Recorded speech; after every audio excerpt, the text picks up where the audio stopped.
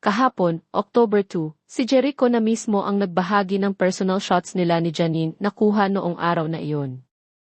Iyon ang simple pero sweet gesture ni Jericho bilang greeting kay Janine na nagdiwang ng kanyang 35th birthday. Caption ni Jericho, "Happy birthday sa aking museum tabing ilog date at Janine Gutierrez." May iba pa silang kuha sa museum, pati na rin sa isang lugar na may view ng Pasig River. Kalakip ng Instagram post ni Jericho ay birthday cake, heart, sunflower, at sheep emojis. Sunflower ang minsang ginamit ni Janine na paglalarawan sa estado ng kanyang puso dahil siya ay nakakita na ng liwanag. Ginaya ni Jericho ang sagot ni Janine at sinabing sunflower din ang estado ng kanyang puso dahil gusto niyang nakakakita ng liwanag. Ito ang masayang reply ni Janine sa Instagram post ni Jericho.